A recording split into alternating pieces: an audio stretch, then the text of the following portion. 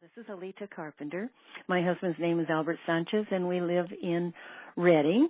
And very quickly, I went back to school in my 40s to complete my undergrad and then my graduate degrees. Needless to say, at that point, I was almost always the oldest person in the classes.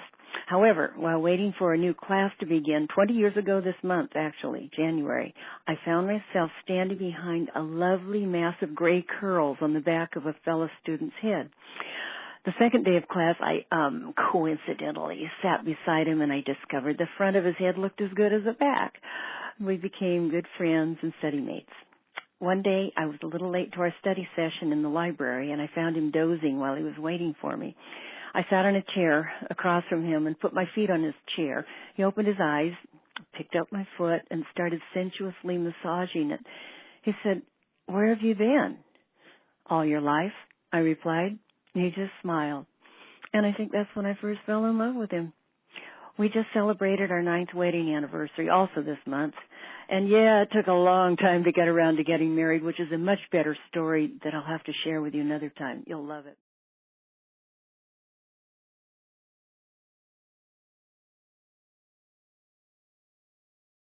I'm Helen Clark, and my husband is Frank Bolthus. This is the story of how we met. And we both actually live in Cottonwood now. In the fall of 1994, I placed an ad in the Record Searchlight Personals. Back then, the paper had a voicemail system where people could answer your ad and you did not need to give out your personal phone number. The ad ran from Thursday to Sunday, and 134 men called me. It was a very good ad, and to be fair, the only such ad in the paper. The ad ran as follows. If you are a single, sensuous, intelligent, cuddly man between 35 to 45 and don't break out in a cold sweat at the idea of a serious relationship, I'd love to meet you. I'm 37, attractive, passionate, funny, have no kids yet, and a business owner. I value laughter, warmth, and honesty in a relationship. Be daring and call. I could be the woman you've been looking for. I expected to get maybe 8 or 10 calls, not 10 times that amount. On Thursday night, when I checked the calls, about 6 or 7 men had responded. I called most of them back, and those I could not reach, I left a message that I would call them back again in a few days, not wanting to leave my phone number. The rest of the men called in the next few days. When my sister read my ad, she began laughing hysterically and said, "Of course so many men called you. First you told them you were rich, next you told them you were sexy, and then you double-dogged dared them to call you." After I listened to all the messages and entered the guys in a database on the computer, most of the men said a little bit about themselves, including their height and weight. It was a bit like the Army had guys of every size and shape you could imagine. They also said whether or not they had kids and what they actually did for a living.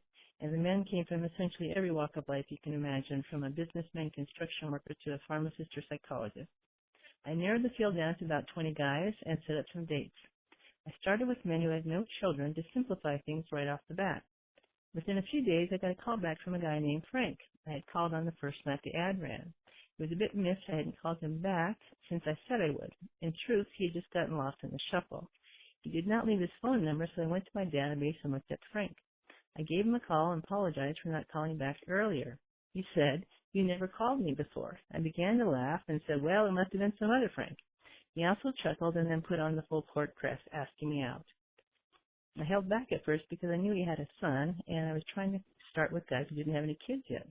He was persistent and weaseled his way into a date, and then, of course, into my heart.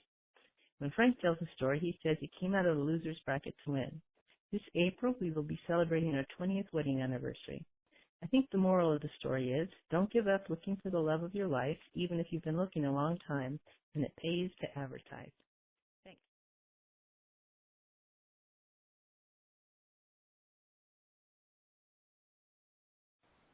Our names are Melanie Corey and John Corey. We met as 2 students at Chico State. We both got involved with the ballroom dance program through friends and acquaintances and started dancing and ended up at a swing dance on a Friday night that was not very well attended. And we're paired up for the lesson in East Coast Swing, dancing to the song How Sweet It Is to Be Loved by You. And once the dance started, we realized that everybody else there was either way better at dancing than we were, or they already had a partner. So we started dancing together and learned that we had tons of things in common, people we knew in common. He worked for a family friend of mine. I worked with his roommate on campus. And so it all started from there. They had dances every Friday night, so we started running into each other and exploiting our mutual acquaintances until we had our first date in April.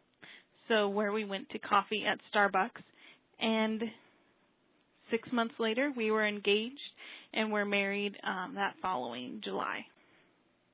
And now we both have graduated from Chico State in May 2006, got married July 2006, and have been married and dancing ever since.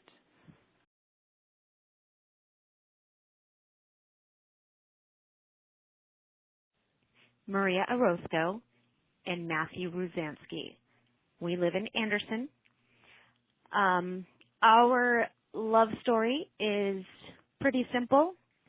He is my real-life superhero, being a volunteer firefighter and father of two. We blended our beautiful families and realized when we reacquainted that we went to high school together, and he was a couple of years under me, and we reconnected and dated, made it official a year ago. He asked me to marry me recently. I said yes, and we couldn't be happier. I'm very thankful for Matt and his volunteerism and his dedication to his career and his dedication to his family. That's why we fell in love. We both have a commitment to each other and to our family, and that's how we fell in love.